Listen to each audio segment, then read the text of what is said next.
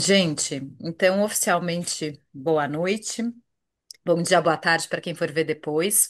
Nós temos aqui, né, assim, eu não sei se eu lamento ou não a falta de pessoas aqui, porque eu acho que elas não estão aqui por um bom motivo, né? Motivo pelo qual também sincronicamente a gente acabou escolhendo um tema que deu certo, né? Então é uma honra receber a Vera aqui, é sempre uma honra recebê-la, mas hoje é muito mais uma honra, né? Vera, que é essa pessoa que na psicologia junguiana foi a fundadora, abridora de campos políticos, psicopolíticos, né? Assim, que toda vez que fala acrescenta tanto e segue pensando, né, nessa trincheira aí com a gente. Então, é sempre muito bom dar voz para você, né, Verinha? É sempre bom te ouvir, trocar ideias contigo. Então, eu espero que todo mundo que se inscreveu realmente ouça, porque eu sei que você tem pensado coisas muito legais e queria te dar a palavra, porque queria te ouvir, né? Então, bem-vinda, né, ao IJUSP, mais uma vez. E obrigada, viu, por ter aceito o convite. Obrigada, Carmen. É sempre um prazer estar falando aqui com vocês, né? E já que você começou falando do dia de hoje, me passou pela cabeça, então vou falar, né? Que eu não tinha prestado atenção que ontem era dia 11 e que a gente estava fazendo, era também o aniversário do golpe, militar no Chile, né? Quando Allende foi assassinado. E eu lembro desse dia, foi um dia muito forte. Eu lembro do lugar que eu estava quando eu soube do golpe, lá no Chile, porque nós estávamos em plena ditadura de Médici, numa época, né, 73, muito difícil em todos os sentidos. E saber que o Chile estava lá, vivendo aquela liberdade que eles viveram até esse momento do golpe, né, com tantas coisas bonitas, era um alento, né, para todo mundo. E tinha muito brasileiro lá também, todo mundo conhecia algum brasileiro que tinha fugido lá para o Chile. Então foi um momento devastador mesmo, quando a gente soube o que estava acontecendo por lá, né? Então, lembrando, né, que essa data fez aniversário ontem, que o Brasil, nesse mesmo dia, conseguiu, né, condenar generais e presidente, ex-presidente, né, por uma tentativa de golpe de Estado, queria, né, lembrar da gente fazer né, ser uma homenagem a esse momento que a gente está aqui, né, a tudo isso que a América Latina já passou, tanto sofrimento, tanta dor, mas também tanta coisa bonita, né, e importante. Bom,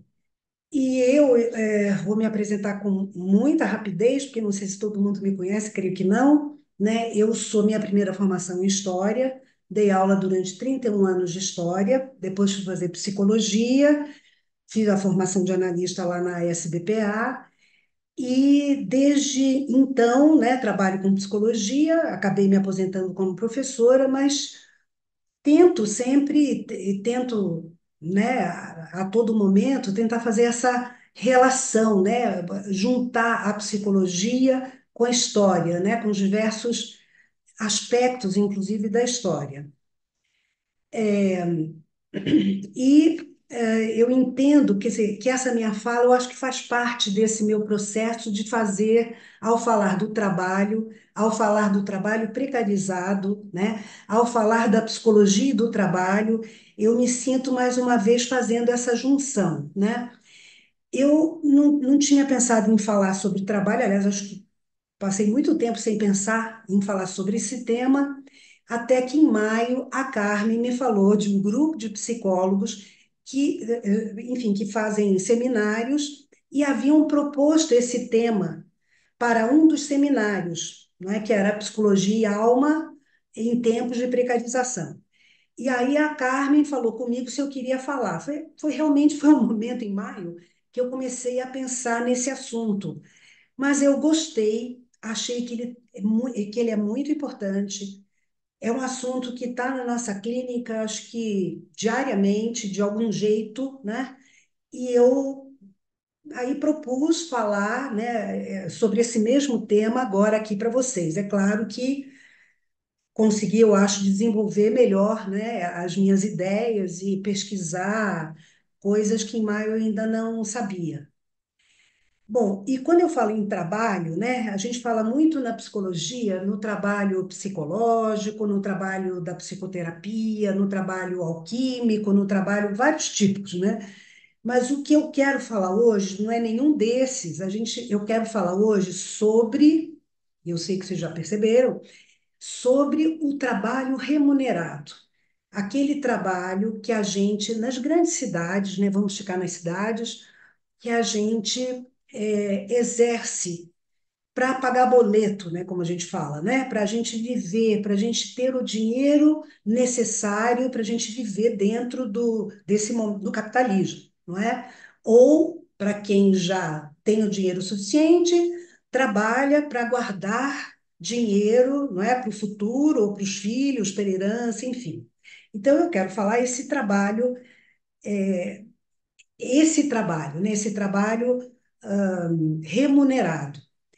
E lembrando, né, que esse trabalho remunerado nos pega uma boa parte do nosso dia, e até diria cada vez mais tempo do nosso dia, para a gente conseguir o dinheiro necessário, enfim, para a gente viver, né?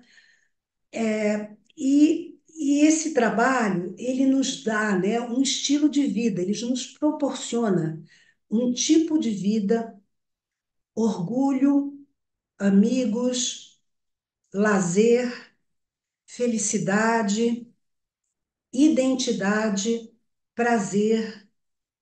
Esse trabalho pode nos dar muitas coisas, mas muitas vezes esse trabalho nos dá o contrário, né? Nos dá sofrimento, humilhação, falta de ética, sofrimento de vários tipos e forma uma identidade ferida, até eu diria, com patologias, não é? Muitas vezes, claro, quer dizer, adoece, cria doença mental, não é? Tem um pouco de tudo, não é? Quando a gente fala no trabalho. E o meu interesse nesse sentido é que eu acho que hoje em dia o trabalho está adoecendo muita gente, né? Não está sendo, quer dizer, a gente não está, muita gente não está submetida a trabalhos em condições saudáveis, vários tipos, né? E eu acho que isso está aparecendo muito na nossa clínica, né? E quando a gente fala desse tipo de trabalho, eu queria lembrar que Jung e Freud falaram muito pouco dele. Jung até chega a fazer aquela clássica, né, divisão de dois momentos de vida, né, antes e depois da metanoia, em que ele coloca muito, escreve muito sobre essa primeira fase de vida, que é aquela fase da adaptação, em que as pessoas vão trabalhar, as pessoas vão ter filhos, e depois uma segunda fase, em que as pessoas já estão mais libertas desses compromissos cotidianos, em que elas teriam mais possibilidades de ver sua própria alma, entrar em contato com as suas questões psíquicas, sei lá, elaborar seus sonhos, que estariam muito mais abertas para essa interioridade, né? E certamente, talvez ele tenha falado pouco do trabalho, porque tinha essa ideia, né, de que o trabalho é algo que existe e que a gente tem que exercer para a gente entrar na sociedade, viver em sociedade, ponto, né? E o que eu proponho que a gente pense é que o trabalho não é só uma forma de adaptação, não é que a gente tem, é também um espaço de fazer alma, é também um espaço de aprofundar nossas questões, é também um espaço da gente compreender melhor as nossas questões psicológicas, como também é um espaço de fazermos amigos, ou deveria ser, não é? Que vivam com a gente esses processos tão ricos possíveis se o trabalho nos permite, né? Então, eu acho que Jung e Freud, de fato, falaram um pouco do trabalho, mas eu acho que talvez seja necessário que a gente comece a falar mais do que a gente vem falando até agora, né? E quando a gente fala que o trabalho forma uma identidade para a gente, né? Eu estou querendo falar essa coisa bem simples, né? Eu sou psicóloga, o outro é médico, outro é operário, o outro é cozinheiro, o outro é, sei lá, faxineiro, não é? a- a- Existe, né, para grande parte da população, tem uma identidade ligada ao trabalho que ele exerce. Bom, nós todos temos muitas identidades, não é? Não temos só uma ou duas, né? Temos diversas, né, identidades. A identidade criada pelo trabalho é uma delas, né?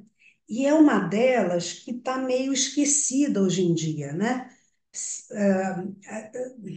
Essa identidade do trabalhador, quem é o trabalhador, o que que ele exerce, como ele vive, né? Essas preocupações e como ele luta, essas preocupações eram muito fortes, talvez até, sei lá, o início dos anos 2000, não é? E depois essa reflexão sobre o trabalho e o trabalhador foram perdendo espaço e outras identidades surgiram como no centro da nossa reflexão, o que é ótimo, né?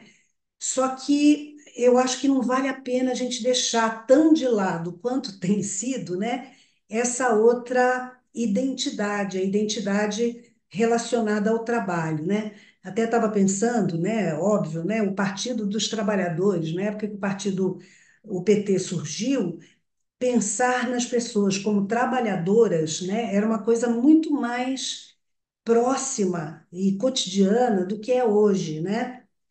Hoje, muitas vezes, os trabalhadores nem se fala, fulano é trabalhador, a não ser que seja muito pobre, né? Assim, é um trabalhador, aquele que estava varrendo a rua, né? Mas a identidade de trabalhador perdeu espaço, deixou muitas vezes de ser usada. Muitas vezes nas empresas não somos mais trabalhadores, somos nas empresas colaboradores, né? Isso está muito forte hoje em dia, né? Os RHs usam isso o tempo inteiro, né? E se a gente pensar, um colaborador é muito diferente, né? Eu estou colaborando, né? Parece uma coisa, né? Eu estou ali fazendo um papelzinho ali, né? Colaborando, não é? Quando a gente fala do trabalhador, não é? E que você pega uma identidade, inclusive, é algo muito mais forte, muito mais potente, inclusive, né? Mas eu acho que o objetivo é isso mesmo, né? E eu até comentei com a Carmen essa semana que eu não sabia bem como começar esse trabalho, eu estava pensando, e o Itaú me deu de graça, de bandeja, né, o caso que o Itaú né, fez essa semana, o que ele fez, me deu de bandeja um assunto para a gente começar esse tema, né, essa fala. Não sei se todos souberam, eu acho que agora sim, né, porque tem saído direto no jornal, que o Itaú, no começo da semana, acho que na segunda-feira, demitiu 1.000 pessoas de uma hora para outra, sem conversa antes, sem aviso, sem algum tipo de avaliação para as pessoas melhorarem, nada. E demitiram publicamente, o que pode dificultar que essas pessoas encontrem outros empregos em outros bancos, né?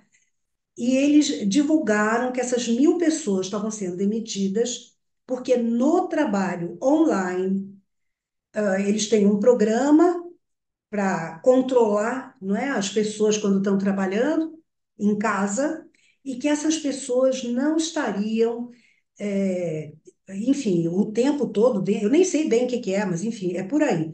O tempo todo na frente do computador e que haveria algum tipo de, né, estavam menos, desligaram, enfim, e foram demitidos sem nenhum comentário antes para elas.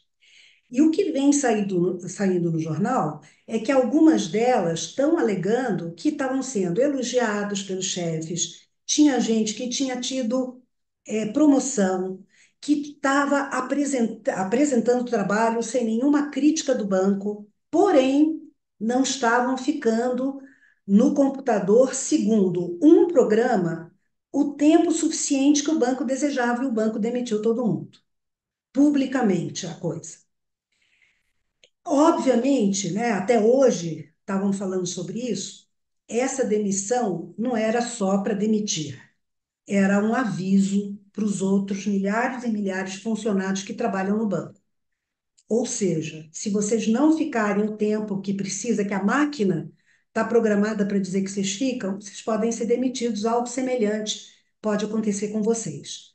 Então, eu fiquei pensando, né, quantas pessoas ali estão no banco, porque às vezes é a ascensão social que essas pessoas tiveram, é o fruto de muito estudo à noite, enquanto trabalhavam durante o dia, porque tem muito esse público dentro dos bancos, e que sabem que a qualquer bobeada, sabe, um dia que ficaram menos, filho que ficou doente, podem ser demitidos com dificuldade de arrumar outro emprego. Ou seja, o que o Itaú está criando entre eles é medo, concorrência entre as pessoas, medo, ansiedade, insegurança. Eu acho que não tem outra forma de se pensar isso, né?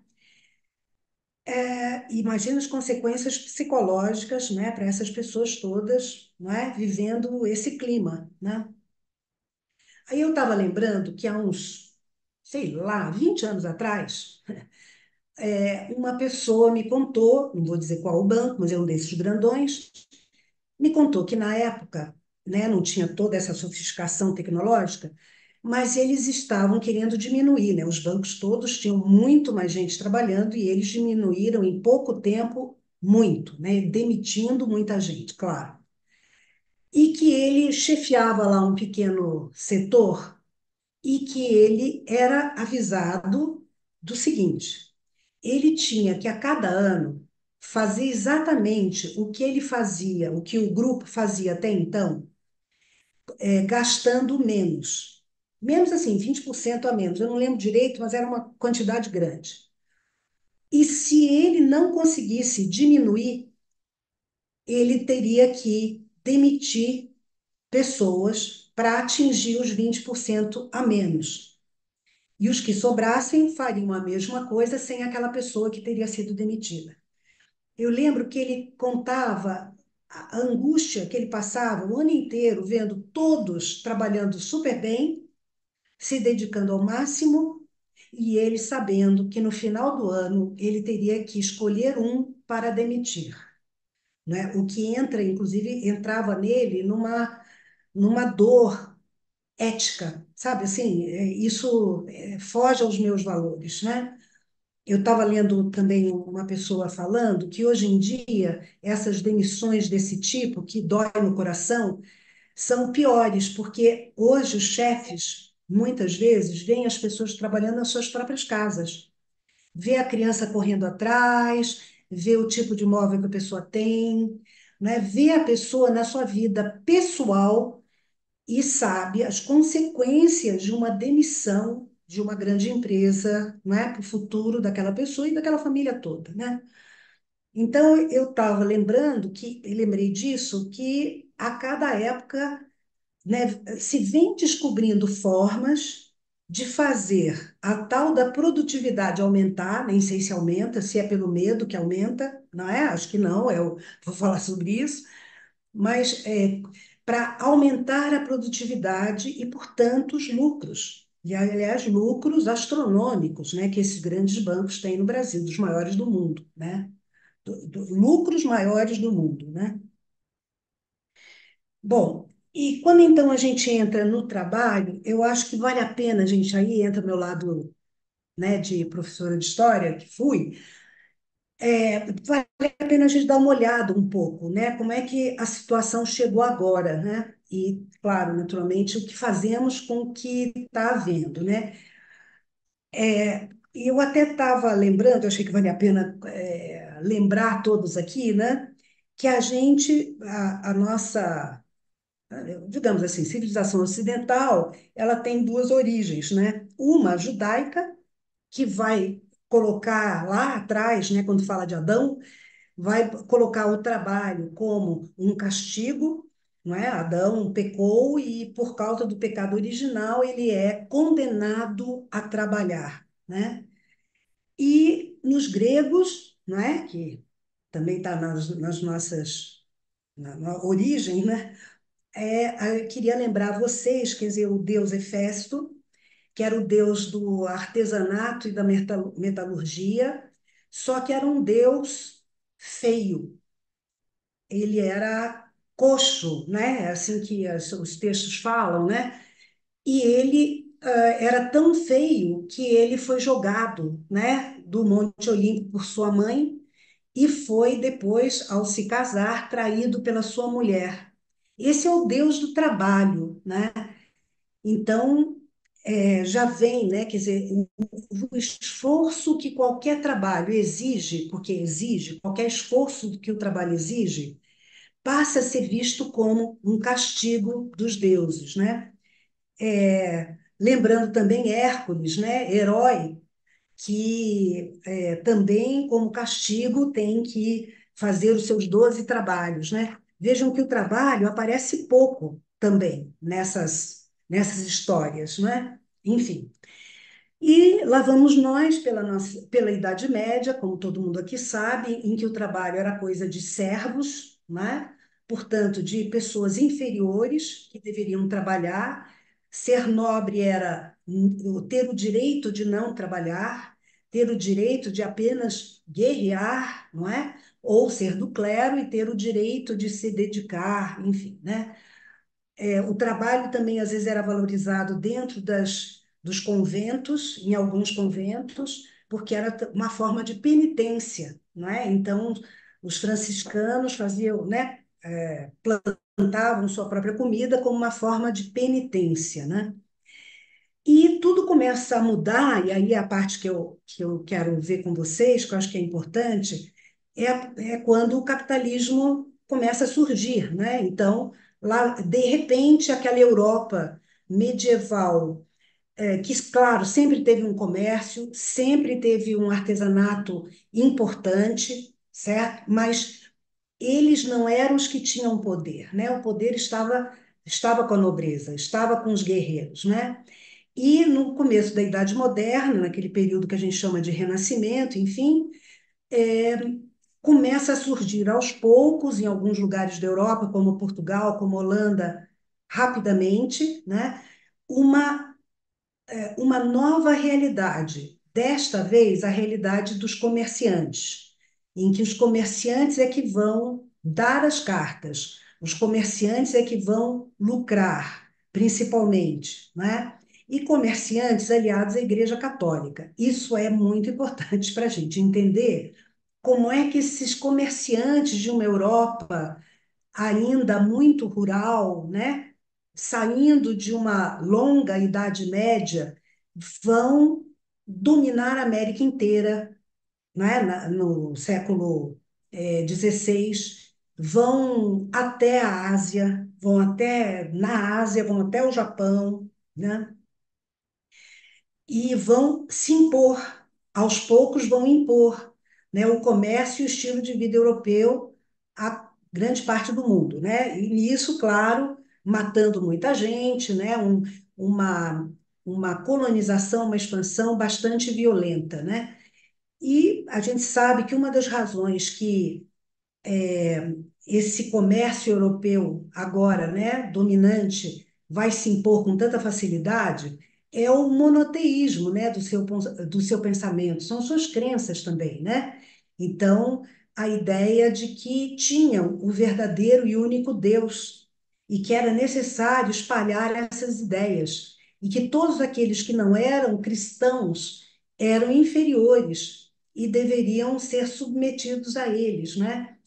Essas crenças eram muito fortes, crenças religiosas, portanto, no campo das ideias, da fé, e que ajudaram, né, que esses comerciantes em caravelas, caravanas, né, se impusessem, porque eles, de fato, se achavam superiores e, portanto, com direitos ao que descobrissem e, principalmente, a utilização das pessoas que eles estavam descobrindo pelo caminho como mão de obra, se eles precisassem, e precisaram, né?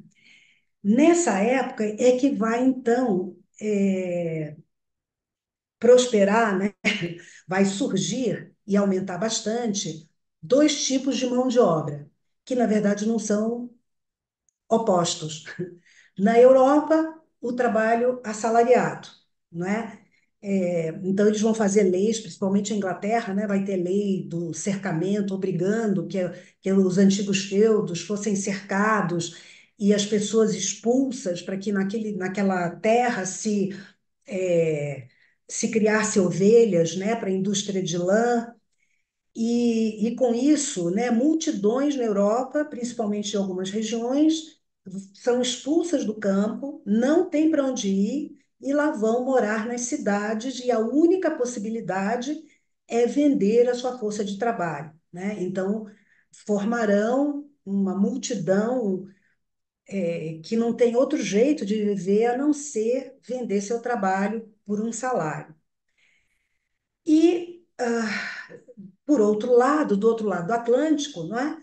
Eles vão, enquanto lá na Europa criavam a mão de obra assalariada, aqui criavam a mão de obra escrava, né? Inicialmente escravizando indígenas e depois criando o extremamente lucrativo tráfico, né, de escravizados, o tráfico negreiro, da África para a América inteira, né? Muita gente europeia fez muito, gente finíssima, chiquérrima, né? Muito rica e elegante, fez muito dinheiro com esse tráfico de pessoas, né? E aqui era a escravidão, que já não era mais usada na Europa, e vinha da antiguidade, lá na Europa, e eles começam a usar aqui, porque aqui é aquela história de que a terra aqui era livre. Você não tinha como obrigar alguém a trabalhar por um salário de fome, não é? Se ele podia imediatamente sair dali e abrir seu sítio, né? Por um Brasil muito grande, né? Por um território americano tão grande. Então, eles tinham que arrumar um jeito de obrigar essas pessoas a ficarem na terra sei lá, plantando cana-de-açúcar, né, em Pernambuco, numa região em que eles poderiam ser livres, né? Já na Europa, a mão de obra podia ser livre, porque a terra já não era mais livre, as pessoas não tinham outro jeito, não tinham outra forma de viver. E nessa época, sempre é bom a gente lembrar que tinha uma válvula de escape, né, para os trabalhadores pobres europeus, que era a migração, não é? Havia nessa época a América inteira, né, começando a ser colonizada, né? Enfim, havia Austrália, depois mais para frente vai ter a Austrália, vai ter a Nova Zelândia, vai ter algumas regiões da África, né? Onde milhões de europeus vão ser pobres, miseráveis, que não conseguiam viver direito por lá, vão sair, abandonar sua vida, sua história e vão atravessar mares em busca de uma terra livre, condições melhores de vida para viver, né? Eu gosto de lembrar isso, porque quando a gente chega no dilema que os trabalhadores hoje vivem, é sempre bom a gente lembrar que muita gente está insatisfeita, trabalhando muito mais do que deve, com medo o tempo inteiro, inseguro, não é? Tendo que tomar antidepressivo para poder aguentar o chefe e a situação de trabalho e não tem muito para onde ir, não é? Quer dizer, as fronteiras estão fechadas, né? É muito difícil ir trabalhar na Europa sem um passaporte europeu, e a maioria das pessoas, obviamente, não tem, né? Agora, os Estados Unidos, que de algum jeito muita gente conseguir legalmente chegar lá também, está cada vez mais fechado, né? Então, hoje, os trabalhadores não têm essas fugas, essas possibilidades de tentar a vida em outro lugar, né, de forma simples, né, como naquela época não era simples, mas esses lugares existiam, né? Provavelmente muitos dos antepassados de nossos aqui fizeram esse caminho em busca de uma vida melhor por aqui, né? Bom, e com essa, então, né, essa fase aí da Idade Moderna, é claro que os comerciantes, os novos artesãos, começam as fábricas, né, ao longo da Idade Moderna, e o trabalho começa a ganhar um outro lugar, não só como algo dos escravos ou dos servos, dos muito pobres, um trabalho nada valorizado, né, não, para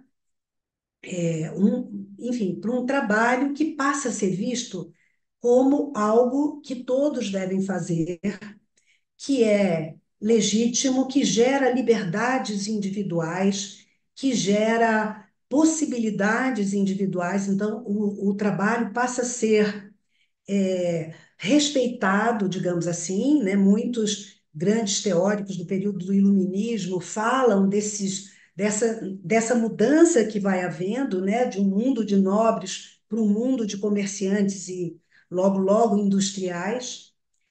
E e esses e até é nessa época que vai surgir aquela frase que a gente sabe, costuma falar, né, que o trabalho enobrece o homem, né? Que é quando o trabalho ele de fato enobrece. Quem trabalha é nobre, né? É bem uma frase que eu acho bem interessante, bem significativa para a gente pensar essa época. Agora, vamos lembrar que enquanto tudo isso está acontecendo, né, tudo está se transformando em mercadorias, né? As coisas só têm valor naquele momento se podiam ser vendidas ou compradas, né? E, claro, naquele momento não, né? Vivemos ainda num mundo em que isso é dominante, né? E é isso que a gente pode imaginar, né, como isso vai empobrecendo a visão desses homens para a realidade que eles encontravam, né? Até a dificuldade deles de ver a beleza na diferença que eles encontravam nesses novos continentes, né? Há um empobrecimento, há um olhar mais monoteísta, né? Um olhar que vê se há ou não algo que possa ser vendido e comprado, não é? Que possa ser traficado, não é? Então tem um empobrecimento, né? É isso que o Max Weber vai chamar, né, do desencantamento do mundo, não é? O encanto, que é isso, né? Quer dizer, a alma do mundo, né? Aquilo que dá uma interioridade, que mostra a poesia das coisas, não é? Se você transforma tudo em mera mercadoria, a ser comprada e vendida, né, todo esse encantamento vai desaparecendo, com consequências, é claro, nas pessoas que estão vivendo esse processo e contribuindo nesse caminho, né? É tudo muito sério, né, digamos assim. Bom, enquanto, né, a elite louvava o trabalho, é nesse momento, né, durante o século XIX, que muitos, aqueles que serão chamados de, sei lá, socialistas, né, e particularmente Marx e Engels, é que vão que apontar para a contradição que existia, né, nesse momento, que o capitalismo criou. Quer dizer, se de um lado tinha um trabalho que era visto como aquilo que gerava e permitia a liberdade e o enriquecimento, a prosperidade, Marx vai apontar a alienação do trabalho. Como dentro das fábricas, claro que o Marx era um europeu no século XIX, ele está falando principalmente do trabalho fabril, né? Aquele trabalho terrível de muito tempo de trabalho, né? Que não tinha limites, né? Extremamente mal remunerado, em que crianças executavam trabalhos repetitivos, vou dizer enlouquecedores muitas vezes, né? E o Marx aponta, né, para essa alienação. Então, ele vai dizer, esse trabalhador fabril agora, ele está alienado do seu trabalho. Ele fica na fábrica fazendo uma partezinha, ele não vê o produto final.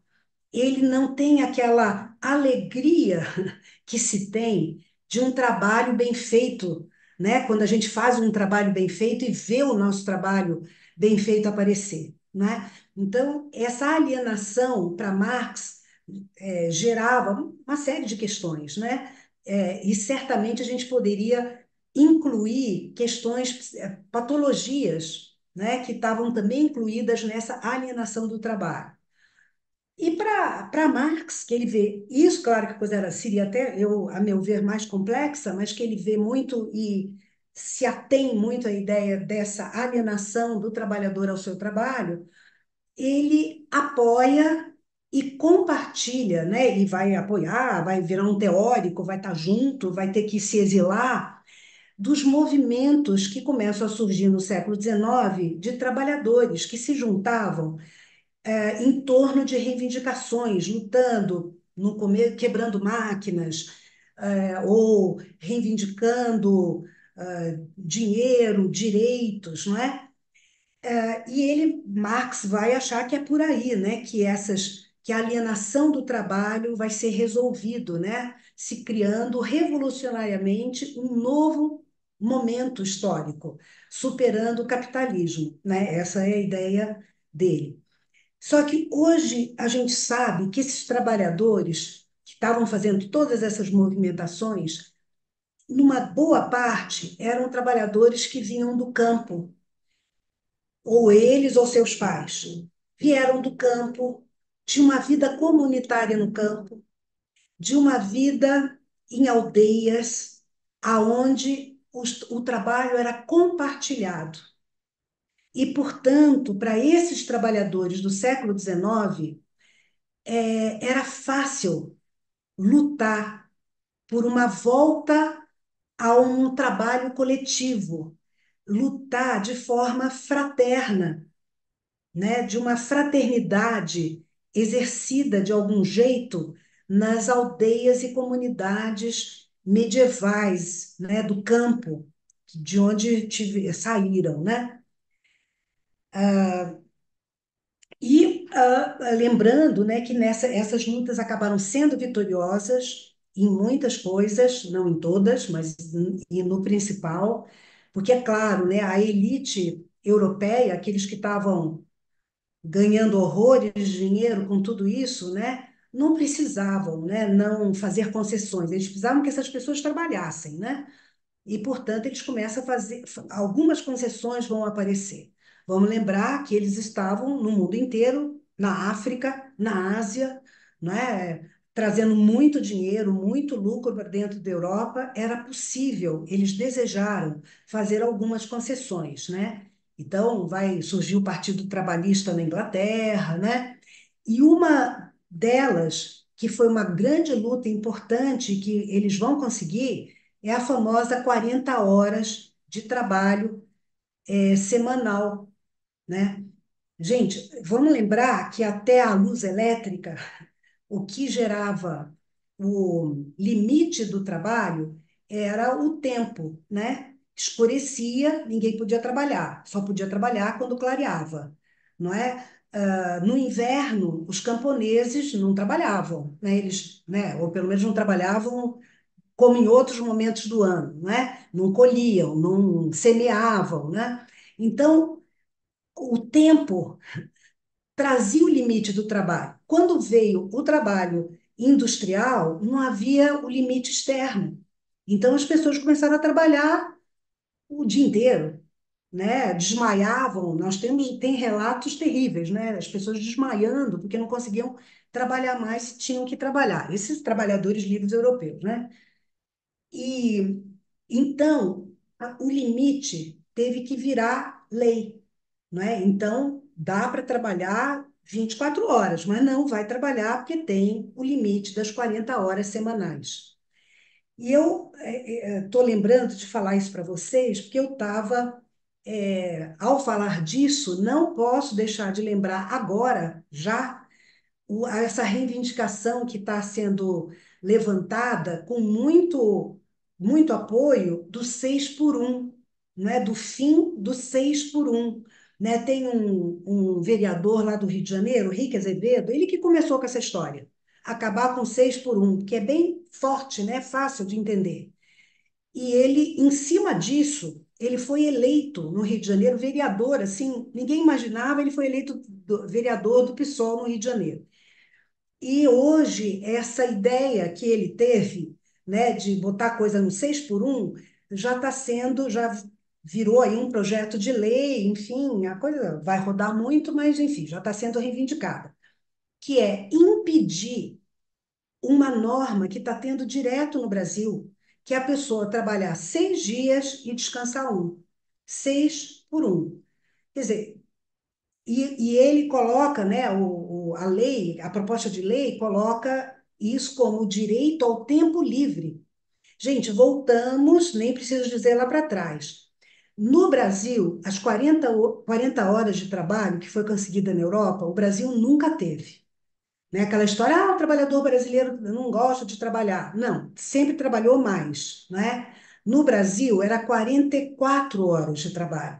Tinha 4 no sábado, que os patrões podiam dividir durante a semana. Sempre foi 44.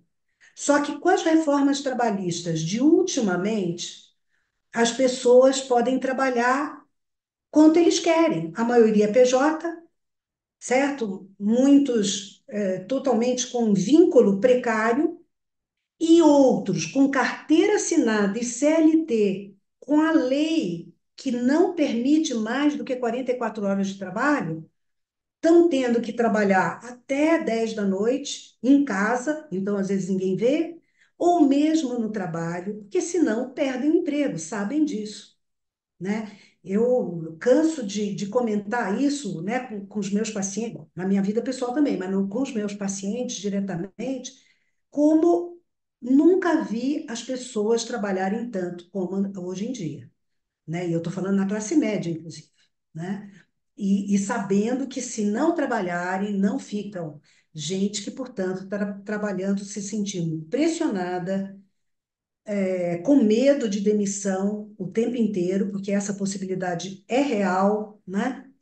E de uma forma muito individualizada, né? O oposto que o Marx tentava, né? Retomar a vida coletiva na luta, né? Do século XIX. As pessoas exatamente para não poderem reivindicar, para não poderem reclamar, em muitas empresas, e muitas das grandes empresas, das ricas empresas, as pessoas se sentem totalmente individualizadas, né? Cada um ganha uma coisa, dependendo da produtividade, um concorrendo com o outro, não é?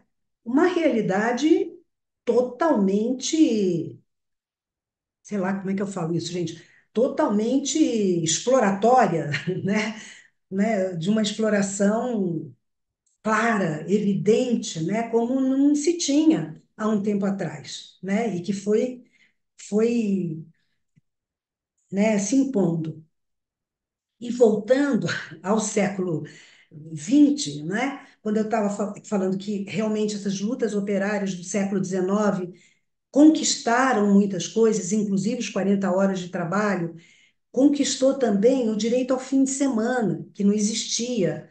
Você ter direito ao fim de semana e direito a férias. Pela primeira vez no comecinho do século XX, os trabalhadores europeus tinham direito a férias, né? Isso que hoje as férias são 10 dias aqui, 10 dias ali, na verdade 5, aí junta com fim de semana, não é?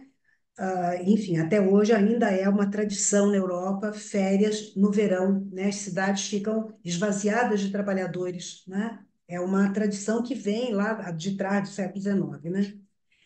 Bom, e no Brasil, não é? Obviamente, não vamos falar da história brasileira, a gente quer falar mais do trabalho aí mais recente. Eu achei que vale a pena a gente lembrar, né, que enquanto na Europa essas reivindicações dos trabalhadores vão sendo aceitas, não é? E o Estado chamado de bem-estar social se organiza, lembrando que o estado de bem-estar social era também uma resposta ao perigo socialista que rondava a Europa. Não é? Tinha a União Soviética, tinha tido a Revolução Russa, então a elite europeia sabia que tinha que fazer concessões para segurar esses trabalhadores se sentindo bem vivendo no capitalismo, né? E acho que sim, que eles conseguiram isso. Nessa mesma época, né, eles precisavam, os industriais europeus e americanos começam a precisar de mão de obra mais barata, né? Que o trabalhador europeu era caro, o trabalhador americano era caro, né? Então, é quando indústrias americanas e europeias começam a vir para várias regiões, também para o Brasil, muito, não é? Em busca da mão de obra barata.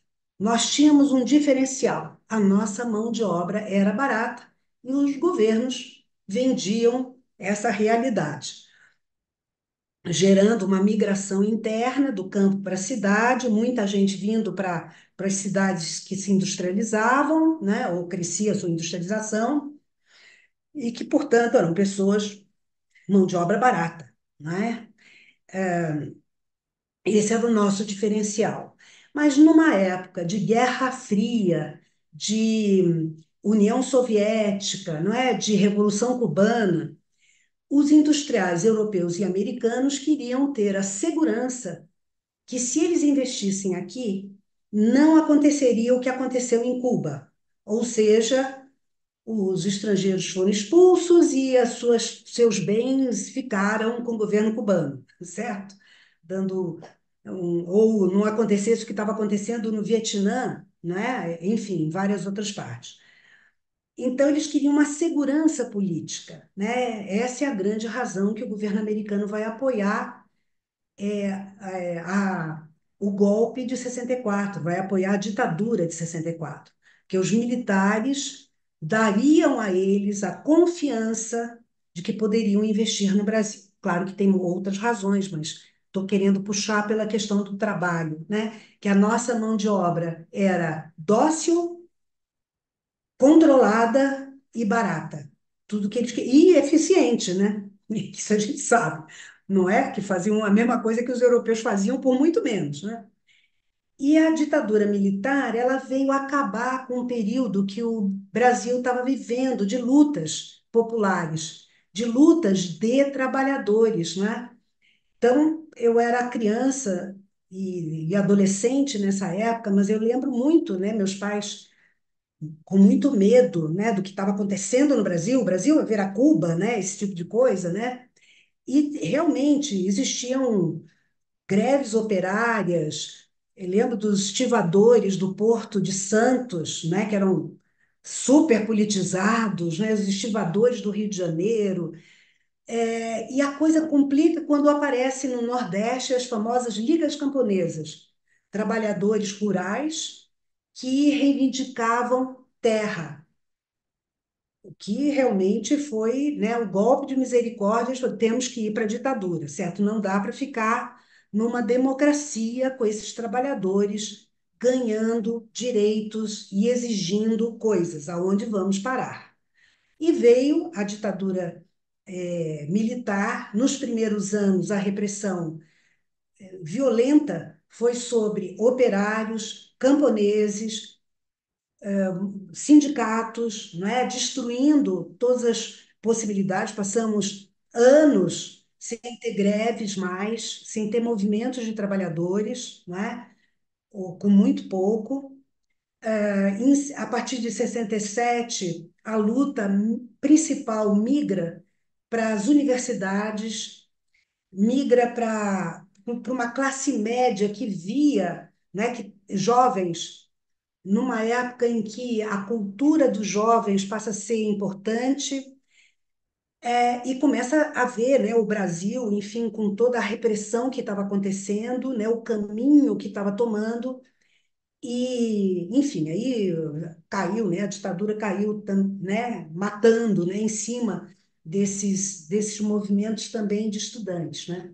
É interessante que a gente até aí, a gente fala, quando a gente fala né, desses movimentos, é sempre o movimento de trabalhadores, o movimento estudantil, né? Depois vai ficar muito forte no Brasil o movimento eh, de, de bairros, né? De moradores por suas reivindicações. Não falávamos ainda, praticamente, de movimentos dirigidos por identidades que hoje estão tão fortes nas suas reivindicações, né? Dos negros, não é que não tivesse, claro que tinha, né? Outras lutas, mas elas eram secundárias, né? As lutas principais ainda eram em torno dessa identidade, a identidade do trabalho, né? A identidade do trabalhador. Que mesmo estudante, ele era o futuro trabalhador, né? É aquele que estava na universidade com reivindicações que garantissem um bom ensino para quando eles se tornassem trabalhadores, né? Então, o trabalho tinha o mesmo lugar que hoje, mas tinha uma ênfase na luta, uma ênfase na reivindicação, né, que hoje não tem, né, por tudo aquilo que a gente já começou a falar, né? Agora, a situação de fato para o trabalho começou a mudar radicalmente, e aí não era só a mão de obra barata que os empresários desejavam, era mais do que isso quando acabou a União Soviética, né? Então, o perigo comunista deixou de existir, não é? Então, como para eles o comunista deixou de existir, não era mais necessário fazer concessões aos trabalhadores. Gente, as concessões que caracterizam a Europa ainda, né? Apesar do neoliberalismo, mas ainda está lá, né? Então, a gente pode dizer que o estado de bem-estar social está sendo questionado, mas ainda existe, né? Eu cansei já de ver gente achando que esse bem-estar é conseguido porque o capitalismo se desenvolveu. Não, o capitalismo rico permite que exista, se eles quiserem. Porque se eles não quiserem, quem manda não quiser um estado de bem-estar social, não tem. Né? Como nos Estados Unidos, falar nisso, né? Onde não há um estado de bem-estar social, não é? Então, não é o estado de bem-estar social não é uma consequência inevitável do crescimento do capitalismo, é uma possibilidade política. No momento em que acabou a União Soviética, em que as, ah, ah, o perigo, né? Cuba já não era mais um perigo, né? Sozinha. Então, em que esse perigo não era muito forte, é o período que a gente vai começar a chamar a partir da década de 90, 80, 90, 90 principalmente, que a gente vai chamar de neoliberalismo, né? Em vez de uma crença na importância de um estado de bem-estar social, vem a ideia de que devemos voltar ao velho liberalismo, o mercado controlando tudo, a concorrência definindo os salários, quem pode, pode, quem não pode, não pode. Então, quem pode pagar, o médico vai, quem não pode pagar, não vai, né? Um novo liberalismo, é um liberalismo às antigas, agora numa nova época, né? E, como acho que vocês, né, todo mundo sabe, então, o estado de bem-estar social começa a ser bastante questionado na Europa, só que na Europa, em vários lugares, principalmente na França, não só, mas a França é muito forte, uma luta contra o fim do estado de bem-estar social. Na França, houve o tempo todo lutas de trabalhadores. Na verdade, existe até hoje, está lá, né, a França pegando fogo agora nos últimos dias, contra o fim do estado de bem-estar social. A Inglaterra teve menos, né, os trabalhadores ingleses puderam lutar menos contra, não é? A Margaret Thatcher pegou a Inglaterra num determinado momento e conseguiu sucesso em muitas das suas empreitadas de acabar com direitos antigos e conquistados pelos trabalhadores. Claro que não todos, né? Está lá a saúde pública, né? As escolas públicas. Claro que os trabalhadores ainda têm direitos, mas bem menos do que já tiveram na Inglaterra, né? Bom, acho que... E no Brasil, né? O neoliberalismo chega, né? Criando uma situação cada vez mais complicada, né? Nós nunca tivemos um estado de bem-estar social. Tivemos leis trabalhistas na época de Getúlio, e tivemos uma Constituição, a Constituição de 88, que veio numa época de lutas de trabalhadores importantes, e acabou que essa Constituição foi obrigada a assimilar muitas das exigências dos movimentos populares, tanto dando alguns direitos aos trabalhadores a mais, né, do que tinham antes, criando o SUS, por exemplo, só isso, não é? Importantíssimo. E também já olhando para as minorias, né, vai abrir espaço, né, para que a questão indígena ganhasse força, né? Reconheceram as terras, a Constituição reconheceu as terras quilombolas, né? Abriu espaço para o ECA, né, a lei que regulamentasse, né, os direitos das crianças e dos adolescentes. Então, a Constituição 88 foi feita numa época muito importante de lutas e conseguiu, né, botar dentro da Constituição uma série de coisas que era uma novidade. Mas a gente não considera que o Brasil teve um estado de bem-estar social em algum momento, né? Para isso, teria que ter ido mais longe a Constituição de 88, né? E ela foi longe para os padrões da exploração diária da população pobre brasileira, né? Enfim, então, quando vem o neoliberalismo e que também direitos começam a ser retirados com reformas trabalhistas, né, mais de uma, né, uma série de mudanças institucionais e legais, a gente vai ter uma diminuição, né, dos direitos trabalhistas, abrindo espaço para que novas formas de funcionamento do trabalho acontecessem. E aí eu estou voltando. Nossa, já foi tanto tempo assim? Carmen, já falei 1 hora? Foi 1 hora, mas podemos seguir. Nossa, não, mas eu que queria falar 1 hora que eu quero, que é bacana também todo mundo falar, né? Quem quiser, Não, mas naturalmente. nossa, tá muito interessante. Nem senti passar aqui. Tá Ai, que é muito. difícil essa história de quanto tempo vai durar a fala, né? Não, nossa, e acho que precisa seguir mesmo, porque tá. é. Então, É. então vamos chegar, né? Então, no Brasil, onde não tem, não, nunca tivemos uma tradição de um estado de bem-estar social, tirar direitos é um pouco ir para o osso, né? Tirar o pouco que se tem, né?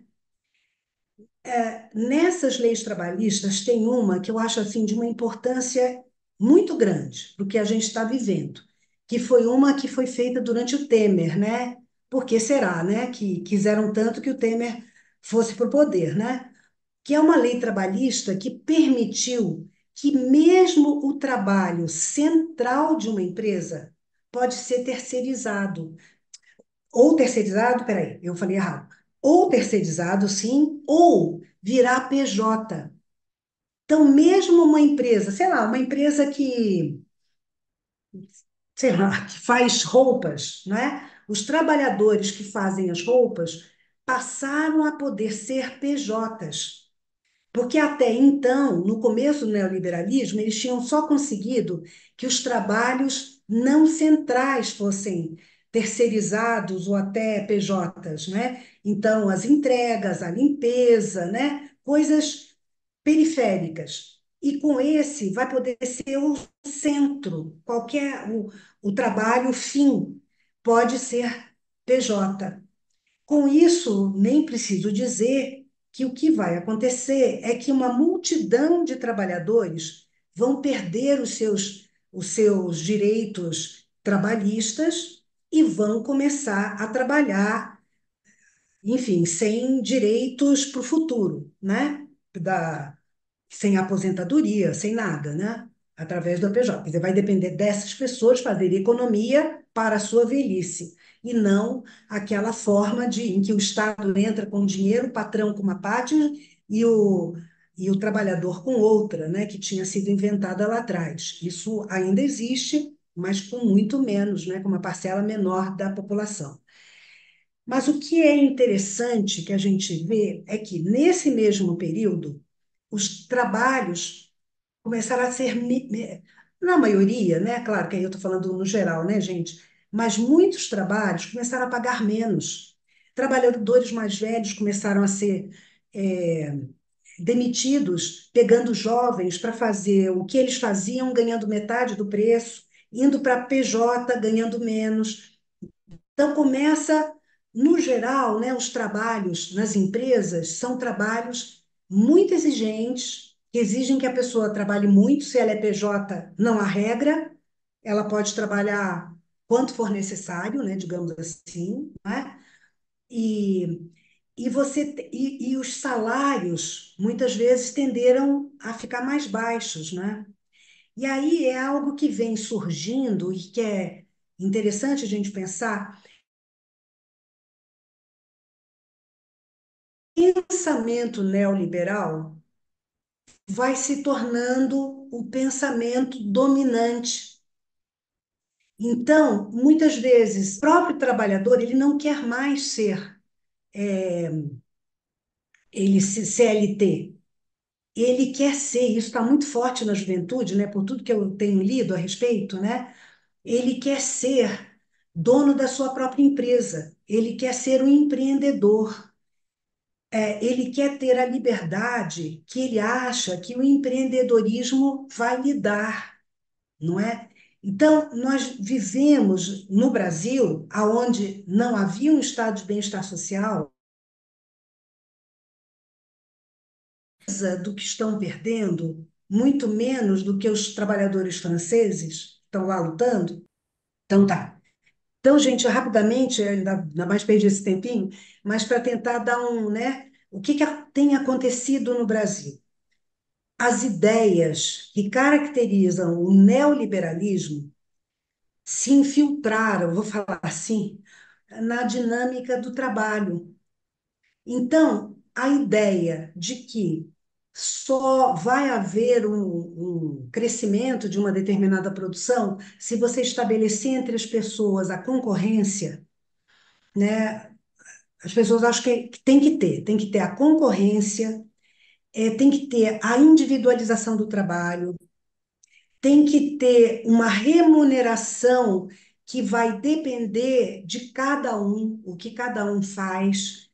E os RHs, né, gente, com os psicólogos à frente, nesse último período todo, nesses últimos 20 anos ou 30 anos, tem se especializado em muitas vezes criar formas para intensificar o trabalho e a produção a partir de um pensamento liberal, né? Estimulando a concorrência, estimulando a individualização, estimulando, às vezes, como no caso do Itaú agora, o medo da demissão permanente, não é?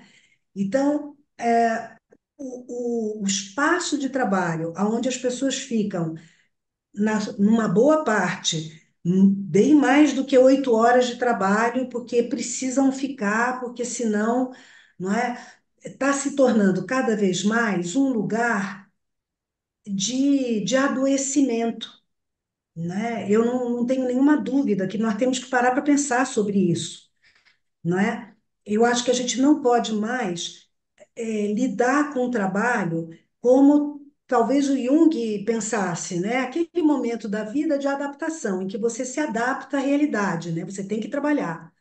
E eu acho que a gente tem que discutir, quer dizer, o que que a gente faz com esse pensamento que hoje domina, baseado na avaliação, gente. Por exemplo, né, eu lembro, eu dava aula naquela época, né, quando chegou a ideia da avaliação, nota, né? Hoje, aluno dá nota para professores, não é?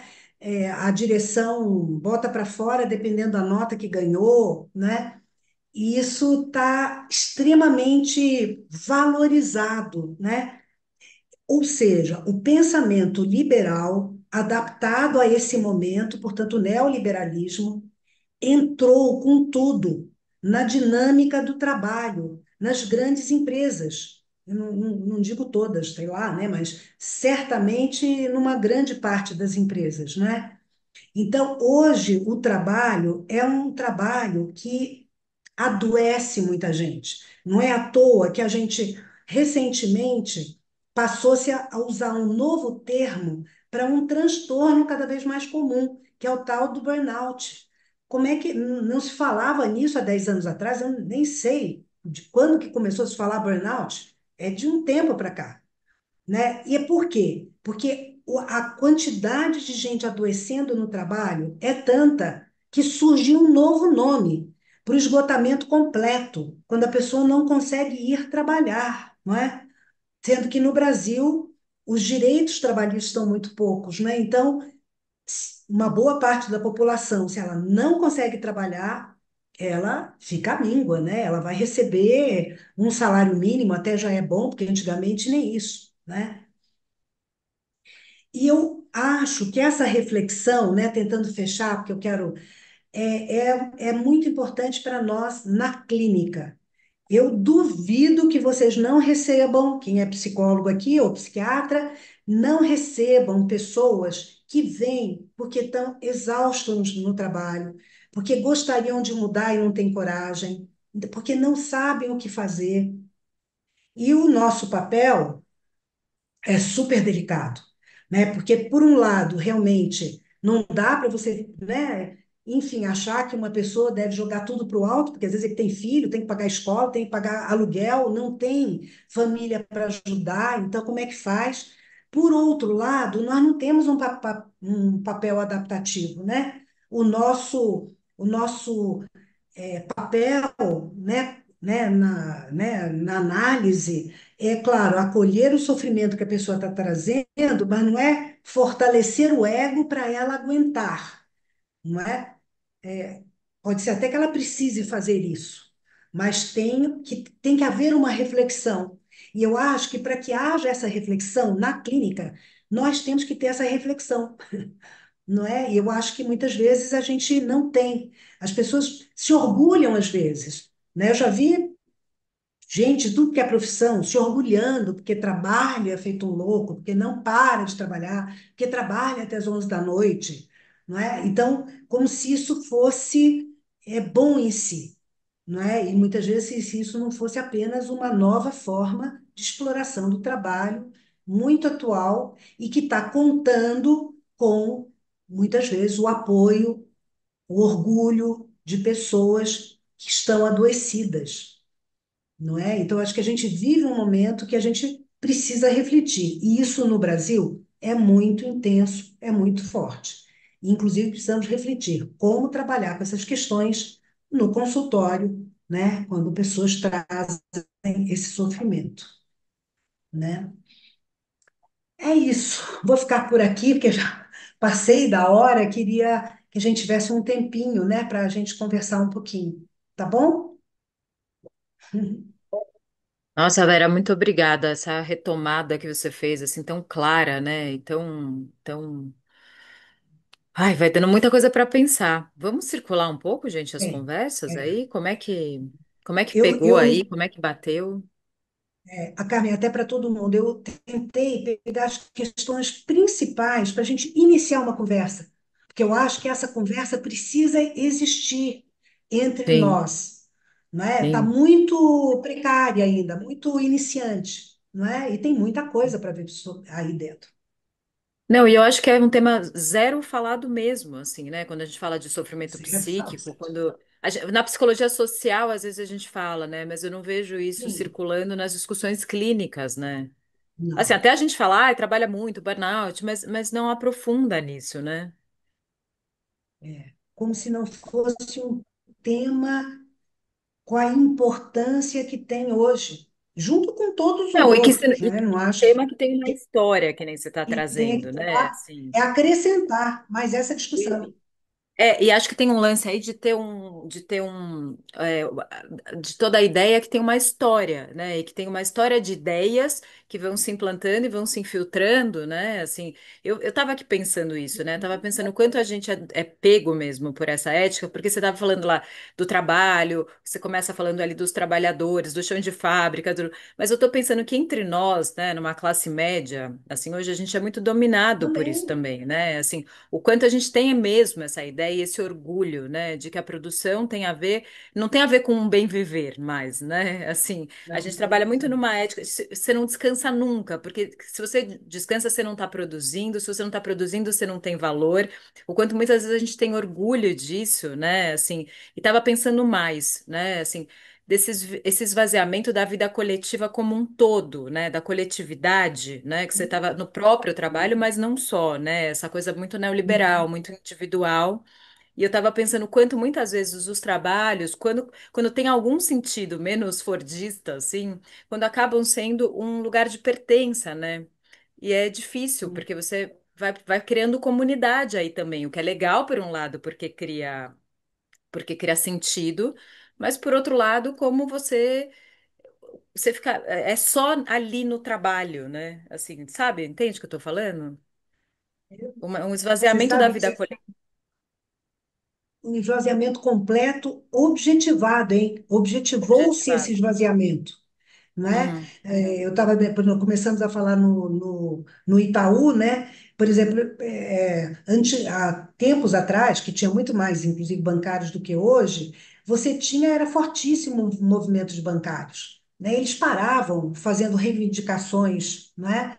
Salariais. Hoje isso aí tudo terminou, não só porque a maioria acabou sendo, né, foi embora, se aposentou, né, o pessoal que tinha essa tradição, como eles criaram um tipo de funcionamento com os RHs na liderança desse processo, pensando como criar pessoas absolutamente individualizadas, que a pessoa que senta ao seu lado é seu concorrente, não é Ah, seu total. amigo. Né? Total. Eu vejo isso no consultório, gente que trabalha em Não, mesmo lugares aquela que coisa da não amigo. participação nos lucros, né, assim, que muitas A empresas usam, participação assim, que é uma coisa muito louca, né, porque, assim, teria que ser uma coisa por mérito, que já é uma lógica esquisita, né, mas, assim, Uhum, mesmo assim, aí não é por mérito, porque daí você tem que distribuir no setor, né, assim, tem um uhum, tanto que você precisa distribuir, um tanto pode tirar e ter mais, outro tanto. Ou seja, se duas pessoas tiveram o mesmo desempenho, não importa, porque uma vai ter que uhum. ganhar, né? Então, o cara do teu lado é o teu inimigo, é o cara que você É, trabalha todo dia, né? Porque a é. ideia é que E é a esse cara que doce, tá tirando de você, né? E tipo, exatamente. E se é esse bobear, se cara? você for embora, você vai ter clientes, porque agora muitas vezes é assim. Os clientes não são do banco ou da empresa ou do escritório de advocacia, né? Os clientes são daquela pessoa. Se aquela pessoa for É demitida, a os seus carteira da clientes vão pessoa. ser distribuídos, É. não é? Então, quanto mais o vizinho for demitido, melhor para quem fica. Uhum. Isso é, gente, realmente é criar, né? Enfim, tirar a alma do trabalho, não é? E adoecer as pessoas que estão inseridas nesse processo. E até essa ficção, né? Ah, não. Fala, Cíntia, já, depois eu volto aqui. Muito obrigada, Vera. Que aula, né? Impressionante, assim, para mim me enriquece, me nutre. Eu sou estudante de psicologia porque eu tive um burnout. Eu trabalhei Ah, 20 anos no mundo corporativo, 10 deles empreendendo. Então eu fui vendo a sua história e fui me vendo, assim, vendo a história de uma linha do tempo que está acontecendo comigo. Eu tenho 41 anos, acho que eu estou vendo na minha geração isso assim, muito, mas cada vez mais cedo também, né? Cada vez com pessoas mais jovens ali.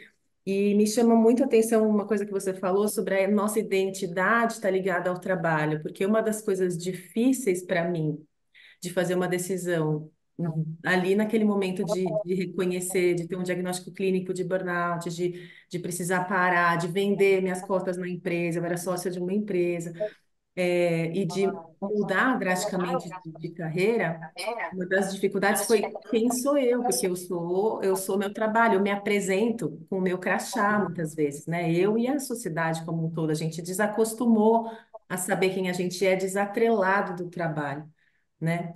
E essa é uma preocupação grande, uma coisa difícil que hoje eu olhando agora com outra lente, né, da psicologia, tentando me aproximar disso que foi um instrumento para mim de resgate da alma, de tentar entender que eu fui colocada nesse lugar de ser de me precisar ser melhor aluna, de precisar crescer rápido na carreira, nananã, por mil questões. E como que eu não reproduzo isso, né, também com os meus filhos, né? Porque quando a gente fala da estrutura social hoje, tipo, no trabalho, a gente está vendo isso em camadas muito menores na escola já, né?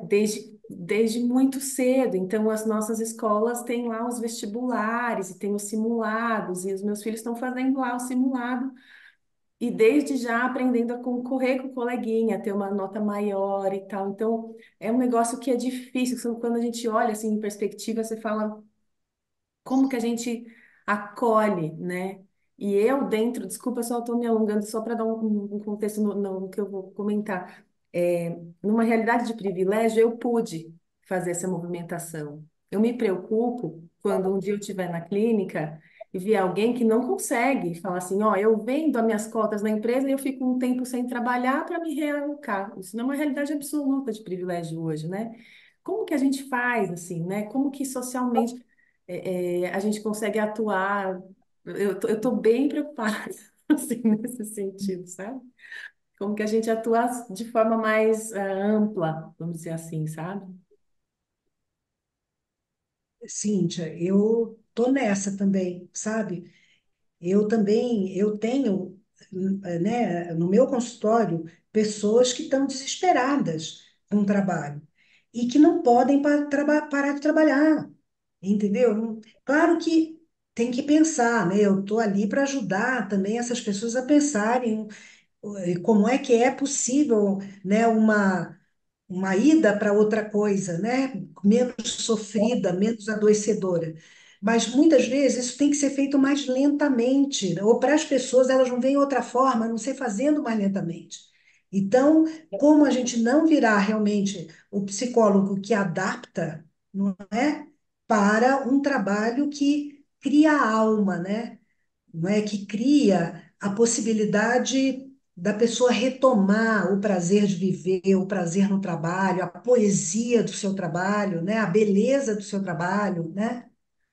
Quantos chefe, gente, eu nunca vi tanto chefe autoritário hoje em dia, não é? Gente que deixa a outra pessoa para baixo, humilhada, né? Eu acho que isso está muito comum. Ô, Vera, eu Mas tava você até talvez não tenha. tava conversando com a Mineres, né, esses dias, hoje, né, assim, a gente tava falando um pouco sobre, estamos vendo o feminismo, né, e a perspectiva feminista, assim, o quanto ao longo da história, né, o que se conta é sempre do ponto de vista dos homens, né, dos homens que trabalham, dos homens, enfim. Eu estou fazendo esse link porque eu queria chegar numa coisa muito específica, né, e o quanto o trabalho, o que é entendido como trabalho também, né, porque o que eu estava aqui pensando agora é que, assim, eu lembrei de um paciente que eu atendi, né, muitos anos, assim, e que ele chega no consultório porque ele ia ser pai, e ele queria fazer uma e ele queria. Até, a demanda era até bonitinha, porém ingênua, assim, né? Que era como é que eu. Mais ou menos, como é que eu me limpo meus complexos aqui para não passar, né? Enfim. Mas foi bonitinho, porque era toda uma preparação para ser pai, na verdade, assim. E esse cara, ele trabalhava numa multinacional com logística, ele era um cara muito bom no que ele fazia. Então, ele sempre era promovido, promovido, promovido. E aí, o chefe pede para ele fazer análise, porque ele era um cara que não tinha ambição. E por que que ele não tinha ambição? Porque ele era um cara que queria, não queria pegar o gerente Latam, América Latina, da multinacional, porque viajaria muito. E ele era um cara que queria estar de perto acompanhando o crescimento dos filhos e queria mais para frente, né? Porque durou muitos anos a análise. Ele quer que ele queria almoçar, pegar na escola. Ele se mudou para uma cidade perto aqui de São Paulo do interior para poder ter uma vida, né, que pudesse pegar na escola e aí pudesse voltar para o trabalho. E ele foi mesmo esse pai, né? Assim, então isso não era trabalho. Então ele não tinha ambição porque ele não queria isso. Agora a ambição de estar ali e fazer o trabalho com os filhos não é um trabalho, né? Assim, eu acho isso Não. muito nessa Por lógica do isso, feminismo que eu estou te falando, né? Que assim, o que é trabalho? O trabalho que é válido, né? Porque a ambição nesse nosso trabalho não é válido, né? né? Tá, tem um monte de Então, gente Carmen, por levantando a isso que eu mão aqui, não quero tomar mais tempo. deixa eu só colocar rapidamente, por isso é que eu no comecinho falei que eu ia falar do trabalho remunerado, que de fato tem muitos tipos de trabalho, certo?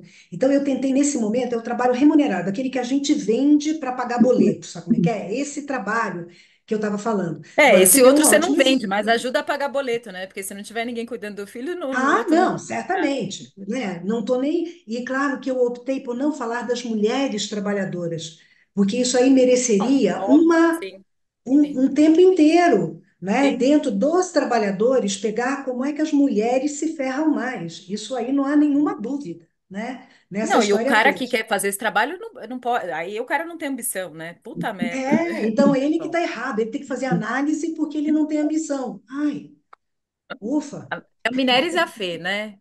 Aqui, Olá, eu, a Minelis. vocês que Pode? mandam. quem quer É, falar?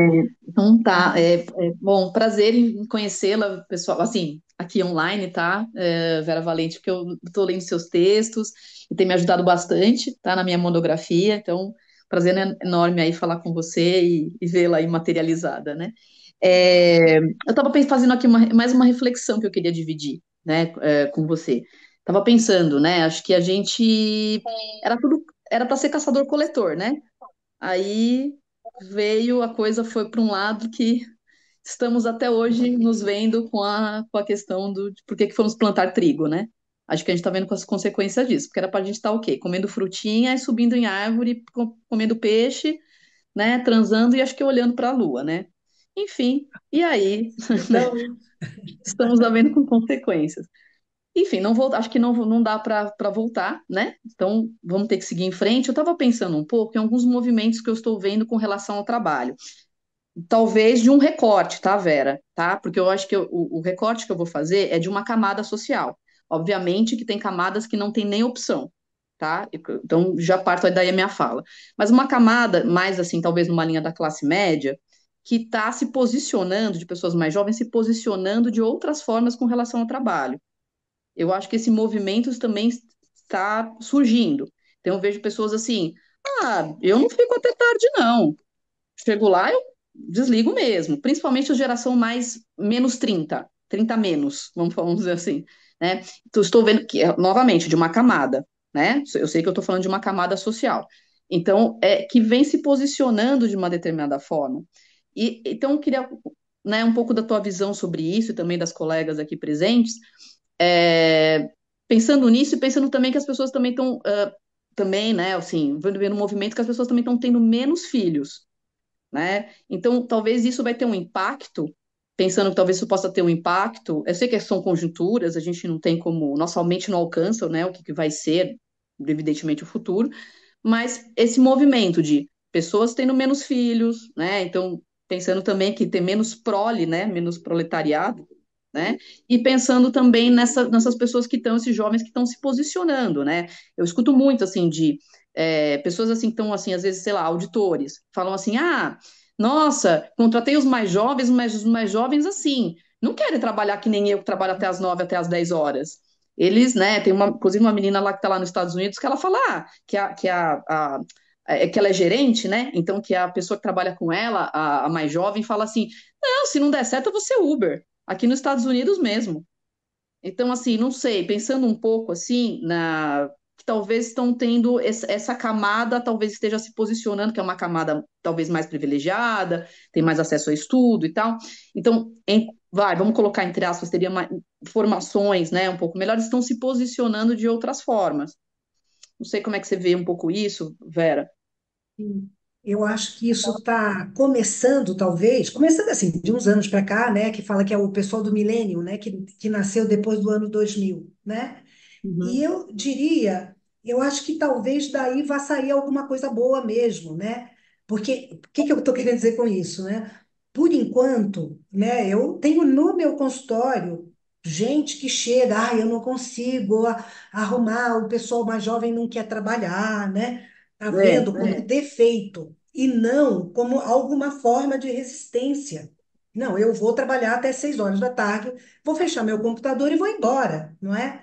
É claro que essas pessoas podem ser demitidas, aquelas que de fato precisam do trabalho, mesmo né, esses jovenzinhos que precisam do trabalho, que têm uma família mais ferrada, que batalharam muito para fazer uma universidade, que não podem abrir mão daquela chance de trabalhar num escritório bacana de direito, sabe como é, de advocacia? Talvez elas fechem menos o computador às 6 horas, né? Agora, uhum, quando eu falo, e daí pode sair, porque eu digo o seguinte, quer dizer, não basta só uma pessoa fechar e ir embora e falar, bom, se eu for demitida, azar, né? Eu vou fazer qualquer outra coisa na vida e posso fazer porque meu pai vai me ajudar, né? uhum, Mas quando uhum. isso começar a ser alguma coisa coletiva, né? Ou Isso, seja, não vamos trabalhar mais depois das 6 horas. Quer, quer, não quer, pronto, acabou, entendeu? Daqui ninguém, né? Pessoas que perceberem que talvez precise de uma luta coletiva de fato para enfrentar essas, porque tudo isso é muito forte, são mentalidades muito poderosas, não é? Então, talvez eu sou da época da luta, né, de trabalhadores, coletiva, né? Então, eu acho ainda que para que isso possa haver uma consequência para além de uma pessoa ou outra, né? Se essas pessoas conseguirem se unir, ou cada uma lá no seu computador, todo mundo fechando às 18 horas, eu acho que sim, eu acho que eles vão ter que mudar, certamente, né? Alguma coisa vai mudar. Eu acho que alguma coisa vai mudar, né, gente? Não é possível, né? A escravidão no século XXI, né? Tem que, né? Alguma coisa tem que vir. Gente, eu só queria só comentar uma coisa. Quando eu falo em identidade, porque, volto a dizer, nós temos muitas identidades, né? Então, diversas. Essa é mais uma para a gente parar para pensar. É só isso, eu não estou, né, excluindo todas as outras lutas e reivindicações que caracterizam o nosso tempo, claro, né? É óbvio. Mineres, ó. Fala, Mineres. Não, tá Tá sem, tá fechado. desligado, tá fechado o fone. Ainda não. Agora Agora sim. foi. Ele Abriu. fecha Foi. sozinho. É, eu sei como. Mas, ô Vera, eu vim aqui só para te escutar, porque você é da minha geração, e eu pensei, aonde será que anda a cabeça dela? Vim aqui para isso, né? Mas eu quero dizer para vocês que eu mandei para a Vera e para a Lili agora um dossiê que saiu sobre as universidades. O único lugar em que isso poderia realmente ganhar uma forma diversa e ganhar um espaço de reflexão é na universidade. Todo mundo é a favor da universidade pública, eu também sou. Só que a universidade é um lugar do inferno atualmente. A Vera caiu. Não, ela tá aí. A universidade não tem nada mais. Olha, uma das coisas mais cruéis que vocês podem imaginar é o trabalho na universidade. É um inferno, simplesmente, porque a pontuação e uma subjetividade que se vale da pontuação, ela é talvez a mais forte no mundo inteiro, de todo o trabalho, quero dizer. Então, é realmente, eu penso assim, a ideologia liberal ganhou o mundo, ganhou. E as formas de resistência, principalmente coletivas a ela, inexistem. Eu dou assim a coisa por chapada. São episódicas. Mas outras formas de luta, eu penso que podem surgir de uma sociedade de tal crueldade e de tal avanço naquilo que é privado, porque hoje nós somos empreendedores de si mesmo o tempo todo, até dentro de casa, até cuidando dos pets. É uma coisa inacreditável como isso ganhou. E eu penso que isso daí veio para ficar até o fim, né, de uma etapa do capitalismo que talvez seja mais cruel que a nossa. Porque Gaza não é um episódio isolado, gente. Gaza não é. Gaza é muito a nossa realidade já já. Sim, é inacreditável essa pontuação, mas é verdadeira. Gaza não está lá. Gaza está ganhando o mundo. Mas eu penso que realmente a coisa pode mudar, porque a vida ela é mais forte que o capitalismo. Se tem alguma coisa que é mais forte que o capitalismo, é a vida. E ela pode explodir isso de muitas maneiras, individuar isso de muitas maneiras. Eu penso assim, como você. Eu fiz parte de uma geração que acreditava na luta coletiva e mais, acreditava que existia um sujeito dessa luta coletiva, que eram os trabalhadores e os operários. Eu cheguei a trabalhar na Volks quando tinha 40 mil trabalhadores, 40 mil! Era uma coisa, era uma cidade aquilo, né? E, de repente, o trabalho ela foi deixando de ter importância. A classe média aderiu completamente a essa ideologia liberal, mas ela ainda tem um campo de criatividade. Agora, a questão realmente para os trabalhadores é terrível, e para quem não tem como se virar, é terrível, né? Então, eu penso que a situação é muito grave, é muito cruel. A universidade é um lugar de crueldade. Quando alguém me fala, eu vou fazer um concurso universitário, desculpe a psicanálise de todos os tipos, eu falo, não faça isso contra você, meu. Não faça isso, porque você não está sabendo bem o que você está fazendo. Trabalhando lá, eu digo para vocês, é muito cruel, porque todos querem, né, a universidade. Todos falamos bem da universidade pública. E aquilo é uma coisa inacreditável, a ideia de uma subjetividade que, assim, acredita nisso, acredita na pontuação, acredita no empreendedor de si mesmo lá dentro, funcionários públicos, todos, mas acreditam na ideologia liberal. E aí de você se falar alguma coisa, sabe o que eu escutei muitas vezes? Quem dirige o CNPq, quem dirige a FAPESP, somos nós. Então, somos nós que estamos fazendo isso. E daí que somos nós? Somos nós, mas dentro do nós existe direita e esquerda como existe em qualquer outro lugar. Enfim, desculpa o desabafo, mas eu acho que a situação realmente é muito cruel, muito difícil, e eu penso que tem algumas coisas que às vezes me deixam com esperança.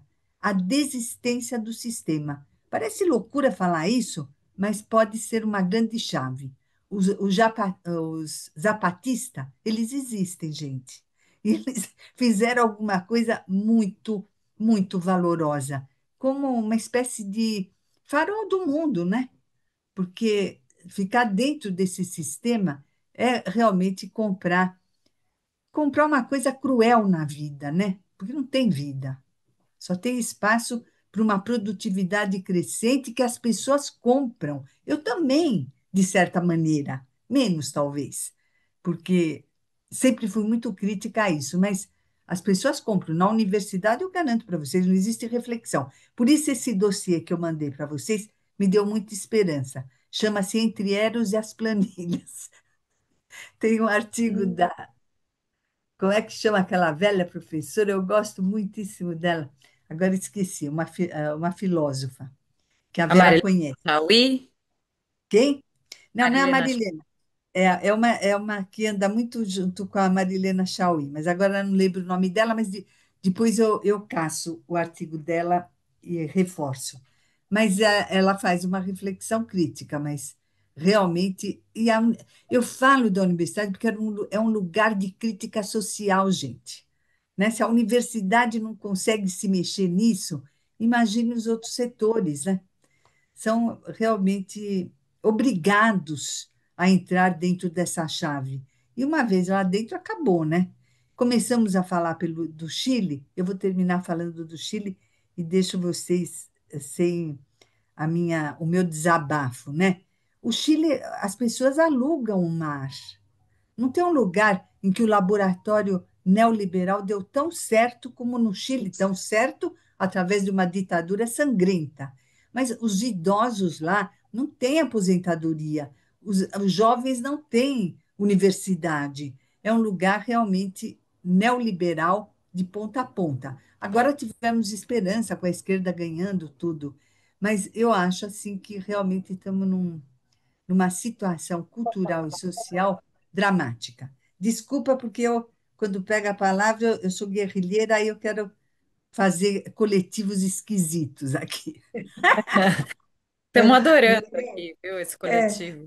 mas que bom, né? Porque eu acho que é isso. Lamentavelmente, a gente está vivendo uma época em que o capitalismo nunca foi tão forte, não é? Com o final parecer, né, a União Soviética, o capitalismo se fortaleceu, impôs o seu pensamento, não é? Agora, no começo do mandato do Lula, eles não tentaram fazer uma previdência pública para os jovens uberistas, né? Lembra disso, gente? O pessoal dos aplicativos? E houve um verdadeiro levante dos jovens, porque eles não queriam Não pagar querem. para o Estado, não querem. Agora, não querem, né, a Mineres, porque ainda não chegaram na aposentadoria, porque ainda não bateram o carro e estão em casa 2 meses para se recuperar. Porque no Chile, agora, não foi? Há uns 10 anos atrás, antes da pandemia, houve uma luta muito bonita lá.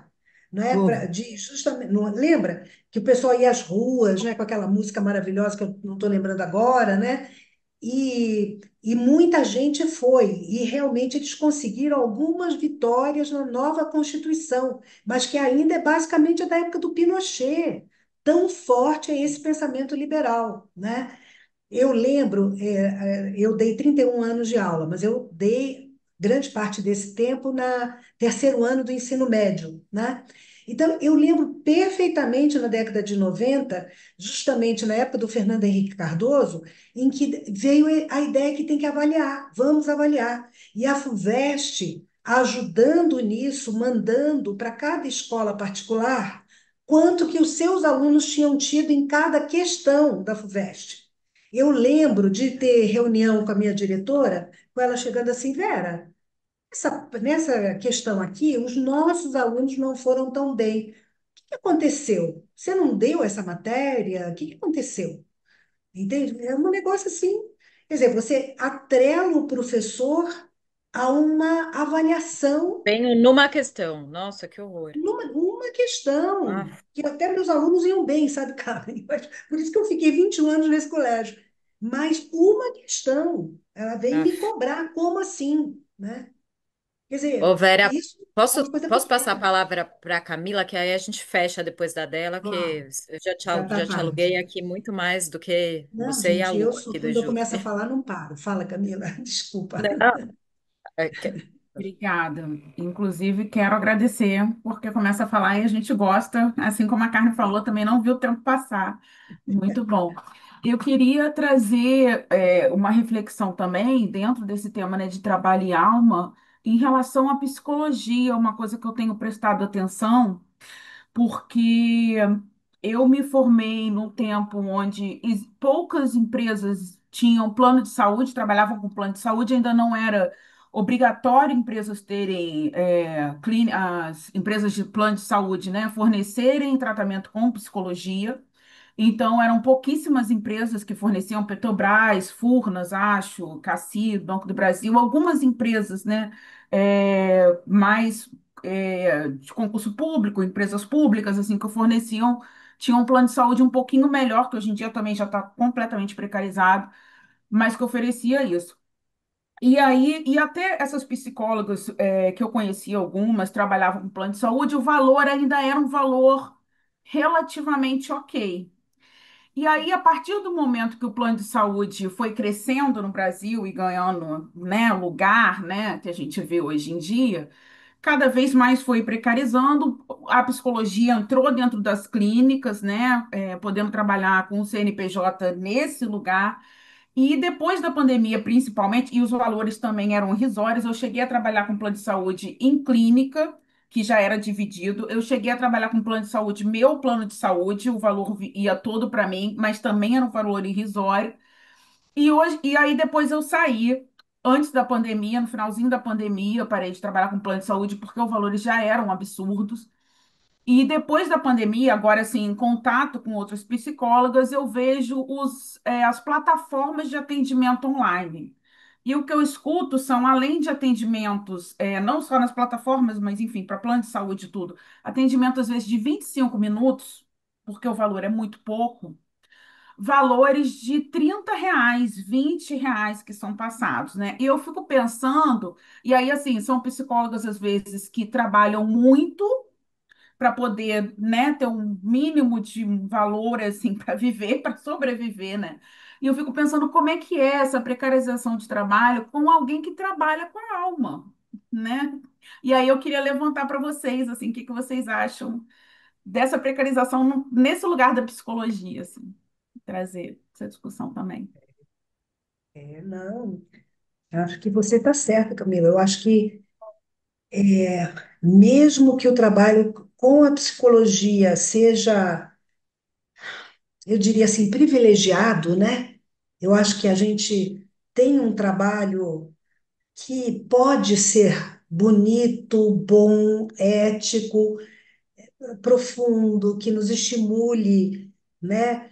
Tem tudo isso. Agora, de fato, a exploração dos planos de saúde, por exemplo, que você está falando, de fato estraga, né? Eu acho que é difícil, né? Talvez assim, uma pessoa começando, né? Então ela vai para lá, ela tem formas de se sustentar, então ela está querendo começar a atender, então é uma forma, conheço gente que fez isso, não tem problema nenhum, claro, não é? Mas é claro que ela não vai conseguir se sentir valorizada pelo que ela faz. Eu acho que a gente tem que se sentir valorizado também economicamente. Eu acho que ninguém precisa ser rico, não, né? Mas a gente se sentir ganhando R$ 20 para um atendimento de 25 minutos, que já está errado, né? Que é muito pouco, né?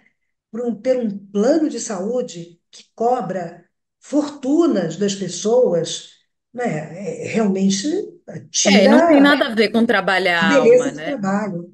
Não tem. Claro que as Não tem pessoas nada a até ver. Você podem, né? precisa vir com um relatório médico que tenha uma hipótese diagnóstica do CID, né? Do tipo assim, é É, para consertar, para habilitar, para voltar a produzir. É só isso mesmo, né? Assim, é, imagina se tem motivo de alma nisso. Nenhum, né? Com meia é. hora é Falando da isso. psicologia em geral, mas esse trabalho é justamente só para a pessoa não parar de produzir, né?